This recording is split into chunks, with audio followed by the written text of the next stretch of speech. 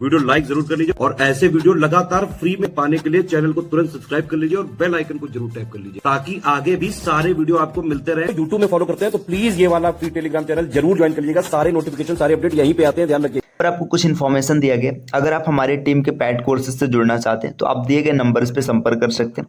इसके अतिरिक्त ये ज्ञान सर का व्हाट्सएप नंबर है, आप यहाँ से भी संपर्क कर सकते हैं।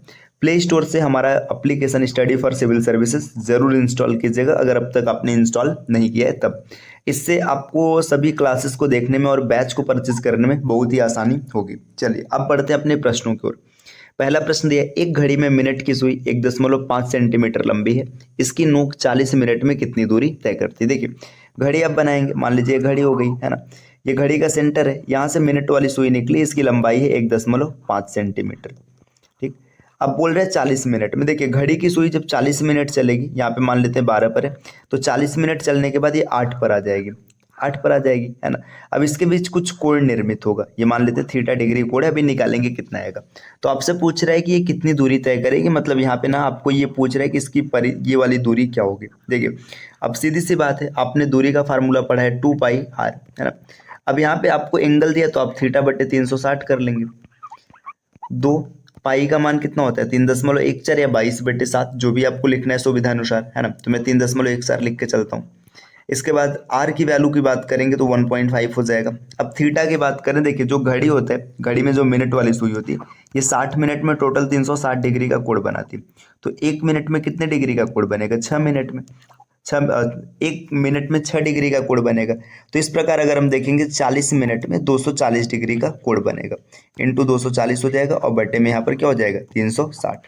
कैलकुलेशन करेंगे, यहाँ पर 2 और यहाँ पर 3 है ना, 3 से काटेंगे 0.5 आ गया।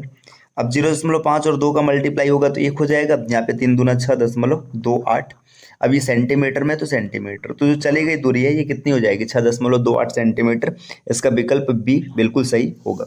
तो आप बड़े आसानी से क्वेश्चन को टैकल कर सकते हैं, कोई भी समस्या नहीं बनेगी। चलिए अगले प्रश्न पर आते हैं। प्रश्न संख्या अगला, इसमें दिया है कि आपको विलुप्त संख्या निकालना है। देखिए यहाँ पर अब विलुप्त संख्या क्या बनेगा, देखिए ये आप अगर इस सर्कल में देखेंगे तो आपको क्या दिख रहा है, 2 के सामने 8 दिख रहा है ना, 3 के सामने 12 दिख रहा है ना, 5 के सामने 20 दिख रहा है। तो आपको पैटर्न पता चल चुका है। देखिए 3 में 4 का गुणा कराया गया तो 12 है, 2 में 4 का गुणा कराया गया तो 8 है, 5 में 4 का गुणा कराया गया तो कितना है 20 है। इसी प्रकार अगर 6 में 4 का गुणा कराएंगे तो कितना मिलेगा 24 मिलेगा। तो इस प्रश्न का बिल्कुल सही विकल्प होगा ऑप्शन सी, 24 इस क्वेश्चन का बिल्कुल सही उत्तर है।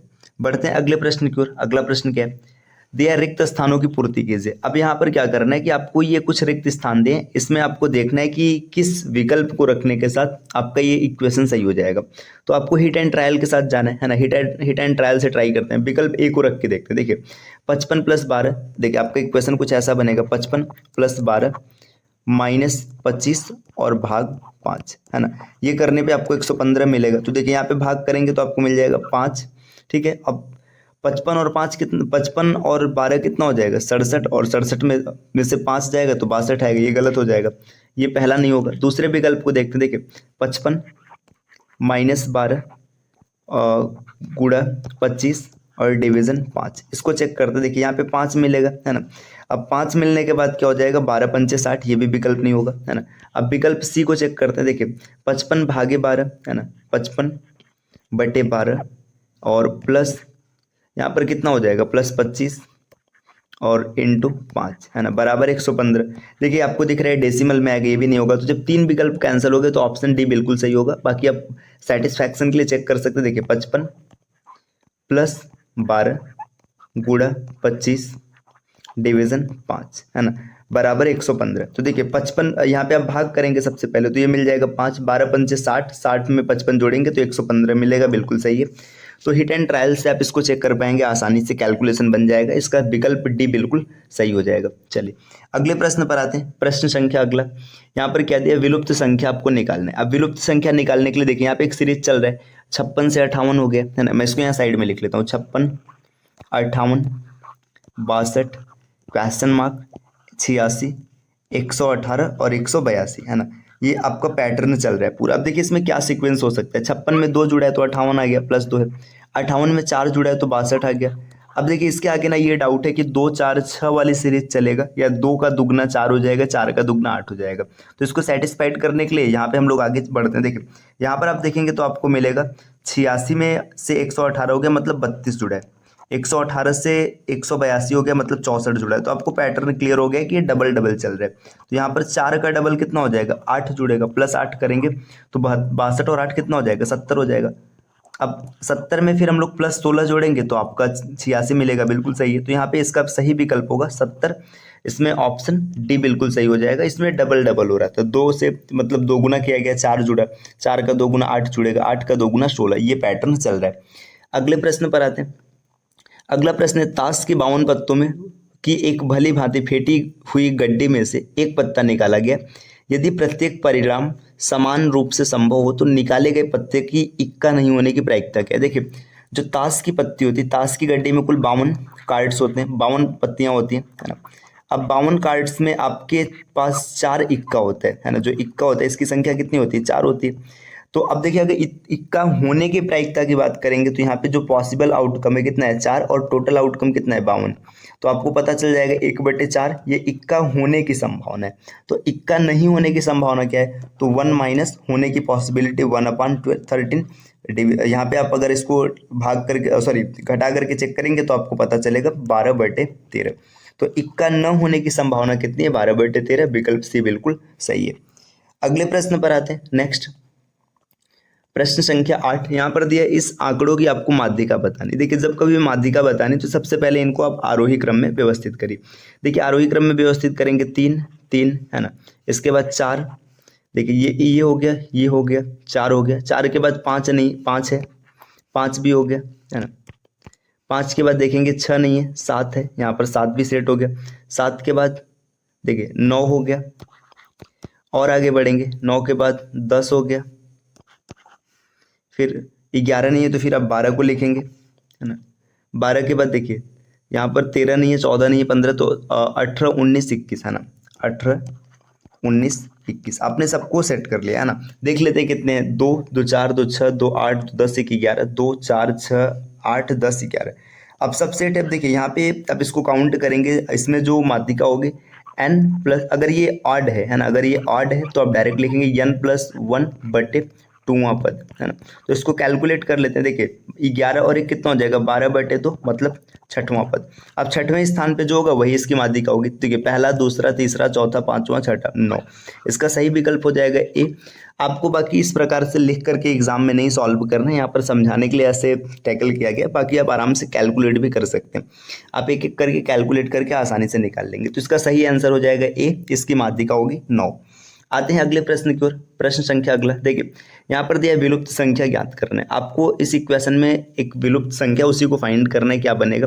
तो चलिए हम लोग ट्राई कर लेते हैं, देखिए कैसे मिलेगा। यहाँ पे देखिए 3 के पावर कुछ होगा, हमें नहीं पता है, प्लस यहाँ पे रूट में कुछ नंबर्स रहेगा, और इसको कैलकुलेट करने पे पूरा सेटिस्फाइड होना चाहिए। तो चलिए ट्राई करते हैं, ठीक है। यहाँ पर 2 प्रश्न है तो मैं इतने में इसको सेट करता हूँ। देखिए 3 के पावर x है, हमें नहीं पता है ना, प्लस रूट x है, ये भी हमें नहीं पता है। देखिए 2 दूना 4, इधर माइनस इधर आएगा, प्लस हो जाएगा, बराबर 14, है ना। अब देखिए यहाँ पे ना, अब आप कौन सा डेटा रखेंगे जिससे सेटिस्फाइड हो जाएगा। हिट एंड ट्रायल से ट्राई करते हैं। देखिए अब सबसे पहले क्या करते हैं, 3 के पावर 2 रखते हैं। 3 के पावर 2 रखेंगे तो 3 3 9 हो जाएगा, है ना। और करड़ी में अगर आप 4 रखेंगे तो प्लस 4 का मतलब ये 2 हो जाएगा, बराबर 14।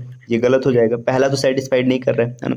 दूसरे पर आते, देखिए अब 3 के पावर 5 रख के चेक करिए। अगर 3 के पावर 5 रखेंगे तो ये बहुत ज़्यादा हो जाएगा, है ना। 3 3 9 1 7 मतलब 243 के आसपास आएगा, ये नहीं होगा। 3 के पावर 4 भी नहीं बनेगा। अब जब 3 विकल्प कैंसिल हो गए तो यही बिल्कुल सही होगा। बाकी आप सेटिस्फैक्शन के लिए चेक कर सकते हैं। देखिए 3 के power 2 plus root 25 is equal to 14, सही है। देखिए 3 3 9 और प्लस 5, 9 और 5 कितना हो जाएगा, 14 हो जाएगा। तो इसका सही विकल्प हो जाएगा विकल्प डी। आप आसानी से कैलकुलेट कर सकते हैं, हिट एंड ट्रायल से भी बन जाएगा, है ना।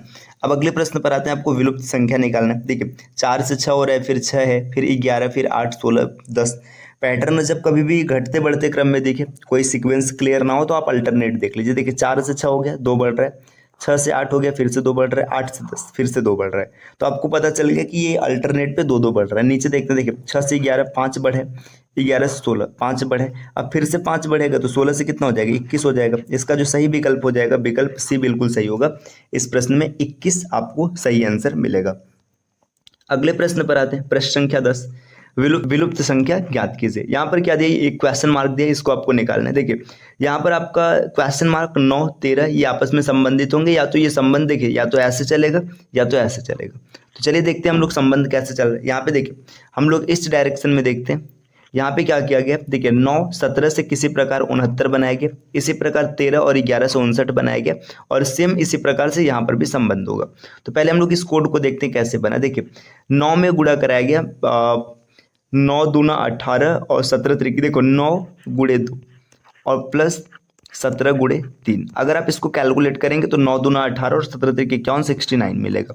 इसी प्रकार यहाँ पर भी देखते देखिए 13 गुणे 2, 13 दूना 26 और प्लस 11 गुणे 3, 11 3 33। तो आप 26 और 33 को जोड़ेंगे तो 59 मिलेगा। तो आपको पैटर्न पता चल चुका है। आप अब इस x की वैल्यू निकालने के लिए क्या देखेंगे, देखिए x गुणे 2 है ना, प्लस 13 गुणे 3 बराबर 49 आने वाला है। तो 13 3 39 है ना, 39 इधर क्या है प्लस, इधर आएगा माइनस हो जाएगा। तो 2x बराबर 49 में से 39 जाएगा तो 10 बचेगा, x बराबर 5। तो आराम से आप इसको भी सेटिस्फाइड कर लेंगे, ऑप्शन बी इसका बिल्कुल सही हो जाएगा, x बराबर 5 मिलेगा।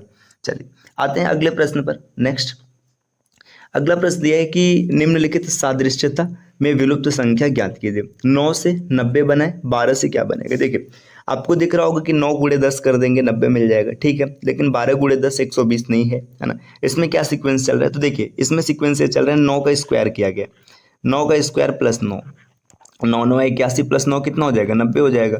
तो इसी प्रकार यहाँ पर ये संबंध बनेगा 12 का स्क्वायर प्लस 12, 12 पर हमें 144 और प्लस 12, इसको ऐड करेंगे तो 156 मिलेगा। इसका सही विकल्प हो जाएगा ऑप्शन बी।